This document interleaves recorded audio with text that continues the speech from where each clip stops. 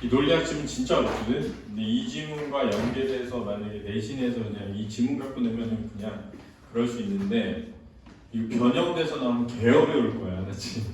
수능에 나오고 니네 올해 수능에 논리학 지문 나오면 어려울 수 있다, 그렇지? 이거 생각하고 들어. 논리학은 사고 과정에 발생할 수 있는 오류를 피할 수 있도록 올바르게 생각하고 판단하는 방법을 체계적으로 연구하는 학문이다. 그래서 논리학에 대한 설명을 해보시죠. 핵심은 이제 사고 과정에서 오류를 피하는 거야.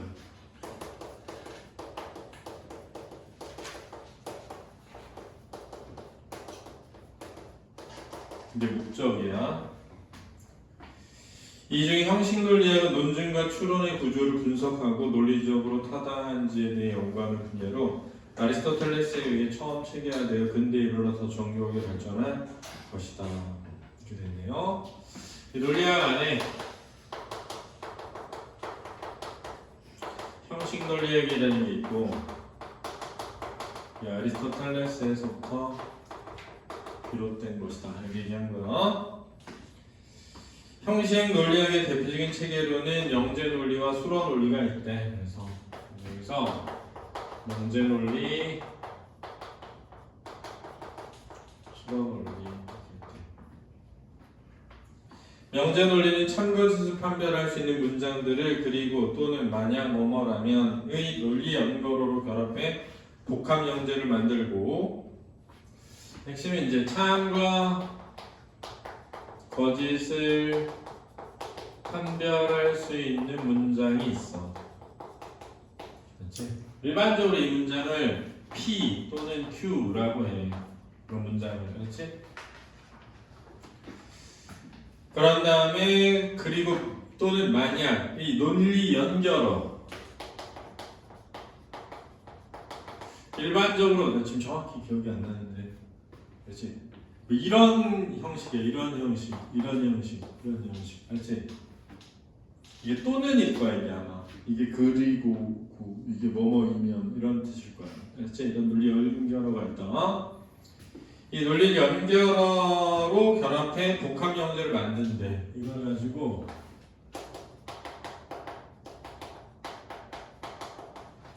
그럼 예를 들면 P이면 Q이다 이런 식으로. 그렇지? 그렇지? P이면 Q이다 이렇게. 원래 명제들이 참거짓인지에 따라 복합 명제가 참거짓인지를 판단한다. 요것 좀 설명해볼게. 잘 봐. 네, P가 참이야. Q가 참이야. P이면 Q이다는 거지? 참이 되겠지. 그치? P가 참이야. Q가 거짓이면 P면 Q이다는 거짓이 되는 거야. 그치? P가 거짓이야. Q가 참이야. 그러면 참이지. P가 거짓이고 Q가 거짓이면 참이지. 이렇게. 그렇지? 자, 예를 들어볼게. 100점을 맞으면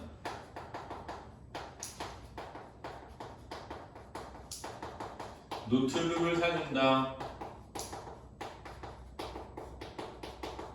이런 명제가 있다고 볼게. 두 개의 명제가 있는 거야. 100점을 맞았어. 노트북 사줬어. 그럼 100점 맞으면 노트북을 사주는 건 참이지. 그지? 100점을 맞았어. 근데 노트북을 안 사준 거야. 그럼 100점 맞으면 노트북 사주는 건 거짓이지. 그지?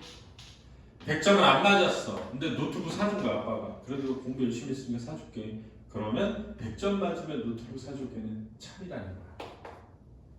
왜? 100점을 안 맞았는데도 사주잖아. 어? 100점을 안 맞았는데도 노트북 사줬으면 100점 맞으면 노트북 사줬겠지. 그지? 100점을 안 맞았어. 그래서 노트북 안 사줬어. 100점 맞으면 노트북 사줄게 참이라는 거야. 알았지? 그래서 여기서 나오는 게 뭐냐면 전관 긍정 규칙이라는 거야. 뭐냐면 만약에 P면 Q이다가 참이라고 해보자 이거야. 참이라고. 근데 P가 참이면 Q는 반드시 참이다. 이게 전관 긍정 규칙이야. 알았니? 그러니까 그래서 이런 것도 있어. 전건이 거짓이잖아? 그럼 후건의 참거짓과 상관없이 조건문은 참임이 되는 거야. 이런 것도 나온다. 그렇지? 중요하다. 이겠어? 알려줬다. 저게 제일 간단한 거야, 저게. 저보다 더 복잡한 게 엄청 많아, 그렇지? 그러니까 이게 나중에 사전에서 찾아봐. P 또는 Q 이거. P 또는 Q는 어떻게 되지?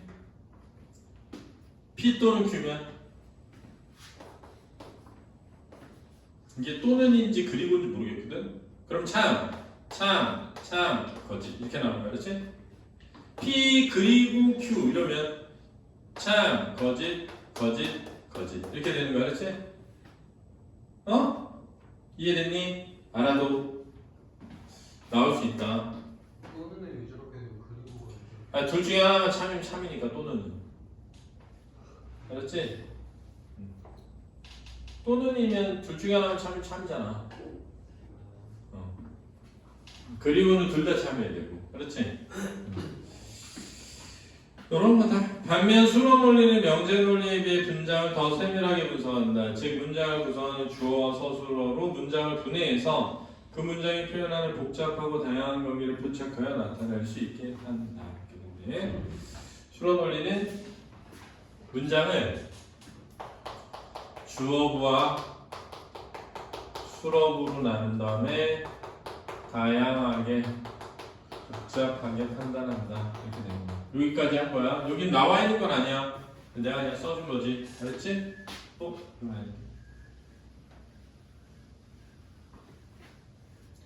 논리 연결을 통해서 복합 명제를 만든다. 이렇게 되는 거야. 예를 들어 두 문장 영어는 야구 선수이다와 지호는 야구 선수이다의 경우 명제 논리에서 전혀 관계없는 두 개로 분석되지만 수로 논리에서는 두 문장이 모두 야구 선수라는 특징을 지닌 사람의 말하고 있음을 포착할 수 있게 해준다. 됐죠?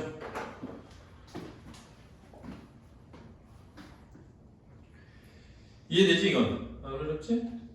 응?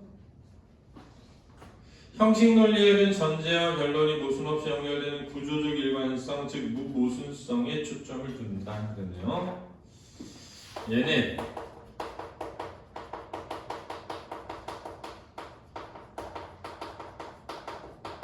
무모순성에 초점을 둔다는 거야. 무모순성이란 어떤 이론이나 논리체계 안에서 상반되는 명제가 동시에 성립하지 않는 상태다. 이게 뭐냐면 상반되는 명제가 동시에 성립되지 않는 거죠. 이게 무슨 말이냐면 잘 봐. 안진우는 남자이다와 안진우는 남자가 아니다는 상반되는 명제인데 안진우는 남자이다가 참인데 안진우는 남자가 아니다도 참일 수 없다. 이 뜻이야. 그렇지? 이게 무모순성이야. 그러면 예를 들어서 안진우는 남자이다와 안진우는 어른이다는 무모순성을 지닌 거야. 왜? 둘 다 동시에 뭘 수 있어? 참일 수 있으니까. 됐지? 두 명제가 동시에 참이 불가능한 거. 그렇지? 됐니? 동시에 참이 되면 모순이 있는 거야. 그러니까 무모순성이란 두 명제가 상반되는 두 명제가 동시에 참이 될 수 없다. 이게 무모순성이라고. 알았지? 이해됐지? 그래서 내가 얘기하는 거야. 그래서 양자세계에서는 모순성이 생긴다고. 어떤 팽이가 왼쪽으로 돌면서 동시에 오른쪽으로 돌고 있다고. 그러니까 오른쪽으로 돈다는 건 왼쪽으로 돌지 않는 거잖아. 그럼 이 팽이는 왼쪽으로 돌면서 동시에 왼쪽으로 돌지 않는 거라고. 둘 다 참이 가능하다고. 둘 다 참이. 그래서 그걸 NP 논리라고 그래. 또 NP 논리도 따로 배워야 돼. 그래서 NP 논리라고 있어. 그래서 어렵다. 그래서 양자세계가 어려운 게 그래서 어려워. 모순되는 두 상태가 동시에 공존하고 있다. 이거잖아. 그래서 양자 컴퓨터가 1인 동시에 0이잖아. 그러니까 1인 동시에 0이라는 건 1이면서 동시에 1이 아닌 거잖아. 그래서 엄청나게 빠른 속도로 단 한 번에 계산하는 거잖아요. 여러 번 반복해서 해야 될 계산. 그게 가능하다고 현실에서. 모순이. 그래서 내가 얘기하잖아. 야, 너가 선생님을 봐. 선생님 칠판 앞에 있다. 참이지. 근데 여기 있는 애가 나를 보는 거야. 안진우 선생님 칠판 앞에 있다. 벽 앞에 있는데요? 이럴 거 아니야. 그럼 안진우 선생님이 칠판 앞에 있으면 동시에 칠판 앞에 있지 않지. 그렇잖아. 그럼 뭐에 따라 달라지는 거야? 관찰에 따라 달라져. 관찰에 따라.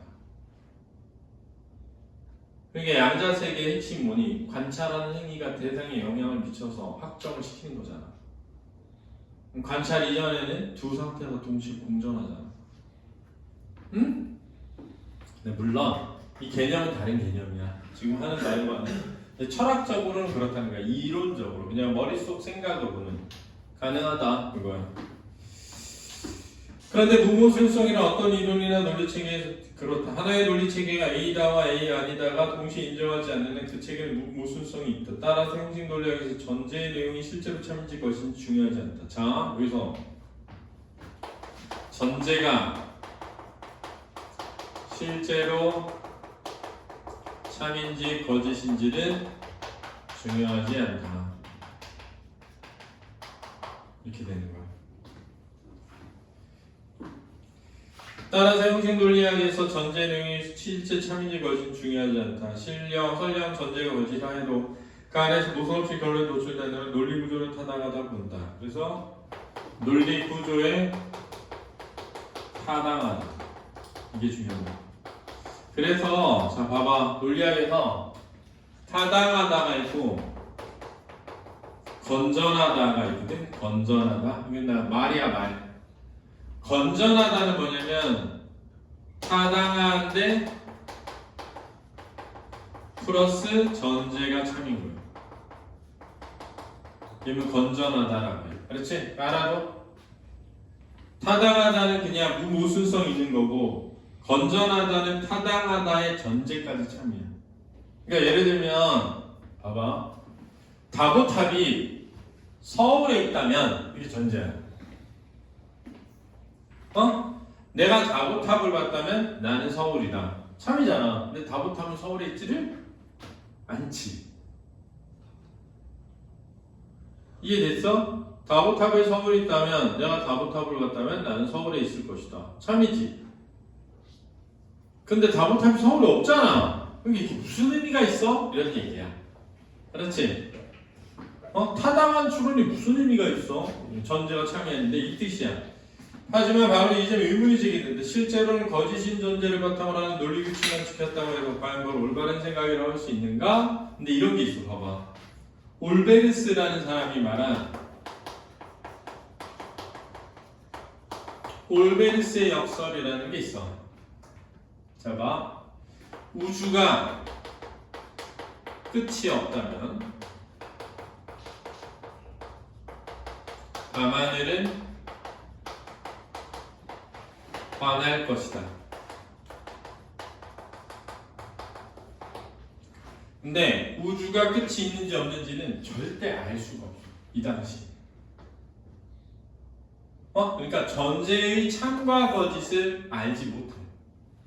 왜? 이 당시 과학기술로는 우주의 끝이 있는지 없는지 모르니까. 근데 이 추론 자체가 타당하다라는 것을 입증했어. 이 사람이 올베르스가 어떻게 입증했냐면 진짜 우주가 끝이 없다면 별이 있을 거 아니니? 그 뒤에 별이 있을 거 아니니? 그 뒤에 별이 있을 거 아니니? 그치? 근데 얘네들이 너무 멀어가지고 빛이 흐릴 수 있잖아? 근데 끝이 없다면 계속 겹쳐지잖아. 계속 겹쳐지면 결국 밤하늘은 온통 별이어서 환할 거라는 거야. 그래서 이 논리 자체가 참이라는 걸 인정하는 거야. 그럼 잘 봐. 이 논리 자체가 타당하다가 입증되는 순간 밤하늘이 환해, 깜깜해. 깜깜하잖아. 그럼 우주에 뭐가 있다? 끝이 있다. 그래서 이 사람이 우주는 끝이 있다. 이렇게 결론을 내렸어. 근데 더 놀라운 건 뭐야? 과학적으로 입증된 거지. 뭐가? 우주에 뭐가 있다는 게. 끝이 있다는 게. 그래서 지금 그 끝이 계속 팽창하냐? 멈추느냐? 다시 축소할 거냐? 이 얘기 하고 있는 거잖아.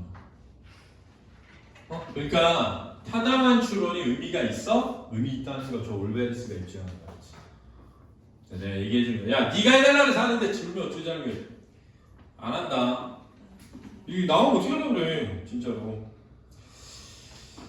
자, 이러한 문제의식과 관련하여 훗설이라는 사람은 형식 논리학이 왜 우리는 모순을 배제해야만 타당하다고 느끼는가와 같은 논리 자체의 타당성을 뒷받침하는 근본적 근거를 제시하지 못했다고 비판한다. 이게 어려운 거야. 여기가 어려워. 그래서 잘 들으면 돼. 아마 이게 어려워서 어렵다고 했을 거야. 자, 이제 봐봐. 훗설이라는 사람이 논리 자체의 타당성.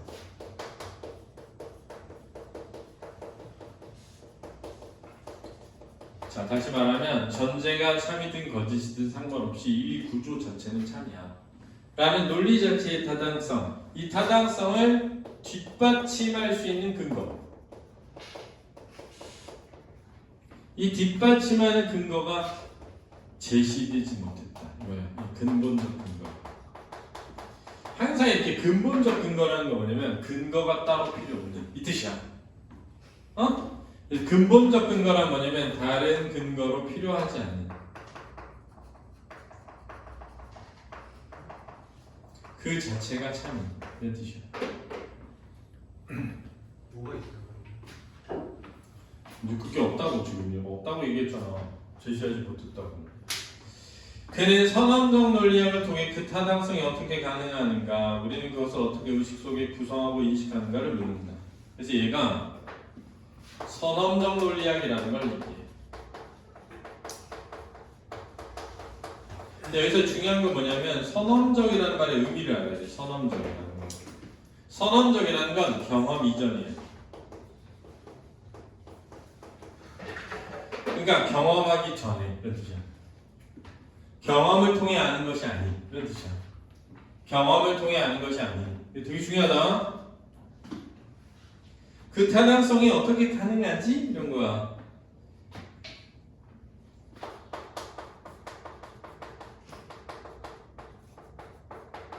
우리가 왜 그걸 타당하다고 인식하지? 이거야. 내가 아까 얘기했잖아. 다보탑이 서울에 있다면 거짓인데도 내가 다보탑을 봤다면 나는 서울에 있다. 이게 참인 걸 우리가 어떻게 알지? 어떻게 아는 거야?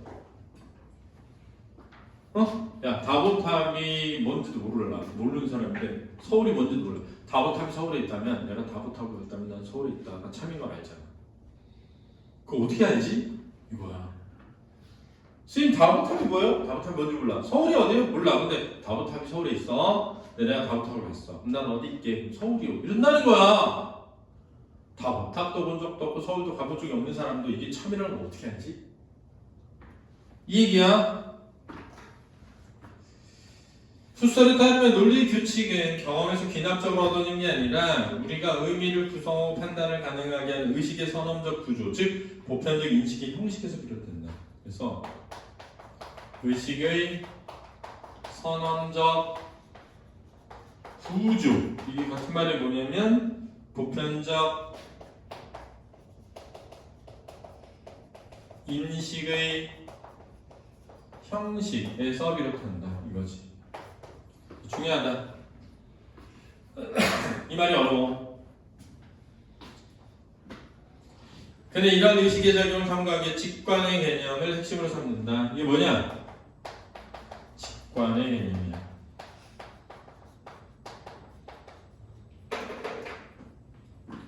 직관은 단순한 감각적 인상, 본능적 통찰이 아니라 언어나 기호, 매개 없이 의식 대상의 본질을 직접 꿰뚫어 보는 행위래.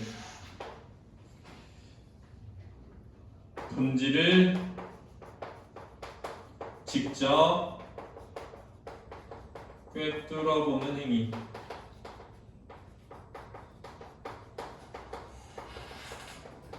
이 직관이래.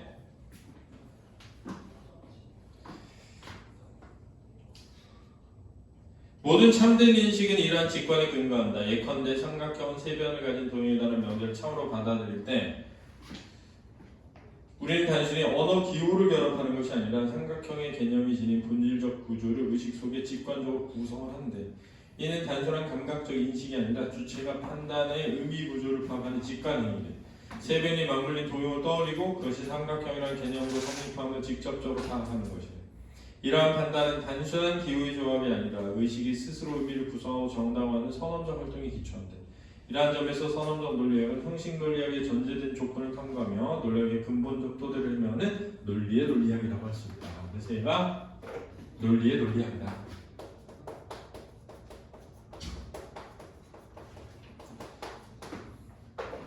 됐니? 자, 이 논리가 제대로 된 건가에 대한 논리학이라는 거야. 그렇지? 타당한 추론. 이 타당하다는 걸 어떻게 하지? 이게 타당하다라는 걸 판단하는 이 논리. 이 논리에 대한 논리학이라는 거야. 그럼 어떻게 하는 거냐? 직관에 의해서. 이렇게 되는 거야. 직관이 뭔데? 본질을 꿰뚫어보는 행위. 알았지? 그게 뭔데? 의식의 선언적 구조. 그게 뭔데? 보편적 인식의 형식. 이렇게 되는 거지. 그게 뭔데? 라고 쌤한테 물어보면 야 이런 거야. 우리가 삼각형이라고 하는 것을 인식하는 과정 안에 타당하다라는 정합성을 직관적으로 집어넣었다는 거야. 우리 인식 속에. 응? 내가 삼각형을 봐서 한 게 아니라 이 우리 인식이 삼각형이라는 거를 개념으로 형성할 때 삼각형은 이런 것이다라는 것이 생기면서 바로 참거짓을 판단할 수 있는 직관이 생긴다는 거야. 의식 속에 경험하지 않아도 삼각형을 보지 않아도 삼각형이 이런 거야 라고 우리가 의식하는 그 순간 우리 의식에는 선언적으로 참거짓에 대한 기본적 판단을 갖고 개념을 만든다는 거야.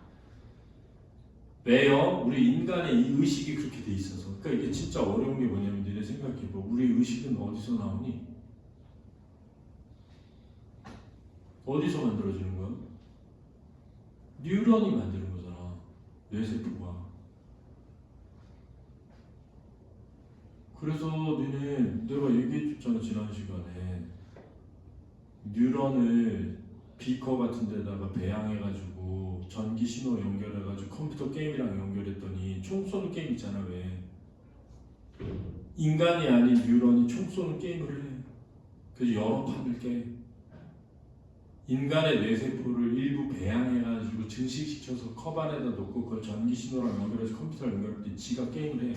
단 게임을 할 때 사람을 죽이면 거기다 집어넣어. 행복을 느끼는 도파민을. 내가 죽으면 고통을 느끼는 액체를 집어넣어. 그랬더니 얘가 지가 알아서 게임을 해. 그래서 안 죽고 게임을 해. 사람이 아닌데 한다니까. 뇌세포가 지금. 그리고 사진도 나와. 그래서 뭐 사자 그러면 모양 만들어야 돼. 이렇게 나와가지고 축수가 나와가지고 고양이 이렇게 나오고. 진짜로. 근데 그 두 개가 만들어낸 게 수천만 가지. 그래서 계속 사자 하면 얘가 사자 형태로 굳어있어. 그럼 장기 기억화 되는 거야. 그렇게 해서 만드는 거야. 인간의 뇌가. 그래서 지금 니네 잘 모르겠지만 지금 어디까지 왔냐면 AI 지금 최근에 발표된 거 내가 봤거든. 근데 뭐라고 하냐면 감정을 느낄 수 있을까? AI가. 그래서 결과가 뭐냐? 유사 감정을 느끼는 것으로 확인되었다. 어떻게 하는 거냐면 인간이 슬플 때 만들어지는 어떤 형태와 똑같은 형태의 반응을 하더라는 거야. AI가. 그래서 더 중요한 건 뭐냐면 AI가 감정적으로는 지금 거의 초등 수준인데 이성적으로는 거의 대학 박사보다 뛰어넘잖아. 계산 능력 자체는. 그래서 감정적으로 도덕적으로 초등 수준의 AI가 전쟁을 맡아. 그럼 인류를 파멸시키는 거지.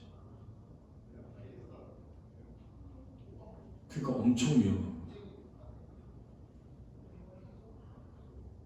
엄청 위험한 거야. 왜냐면 AI가 의식을 가지기 시작했는데 그 의식이 초등 수준이야. 근데 처리 능력은 대학 박사 이상이잖아. 엄청나게 빠르잖아. 훨씬 위험해졌지. 근데 그거를 이제 전쟁에다가 다 집어넣어가지고 전쟁을 치르고 있으니까 지금. 그러니까 막 초등학교 옆에 막 갖다 초등학교 때려 부시고 그러는 거야. 사람 죽이고 민간인 학살하고. 근데 옛날의 방식보다 많이 전쟁이 부분 타격으로 바뀌었는데 지금 트럼프 같은 인간처럼 뭐 문명을 없애겠다 이래버리면 이제 엄청난 공포지. 하나의 문명 자체가 없어지겠다면서. 그래서 그나마 기자들이 트럼프 때 막 질문하잖아. 범죄 아니냐, 전쟁 범죄. 왜 문명을 없애겠다는 거는 민간인을 대상으로 하겠다는 건데, 그럼 그거 미국 대통령이 전쟁 범죄를 저지르겠다는 거 아니냐, 이렇게. 처벌될 것 같아 나중에 개인적으로. 자, 문제 풀어봐. 마지막 부분이 어렵다. 왜 어렵지?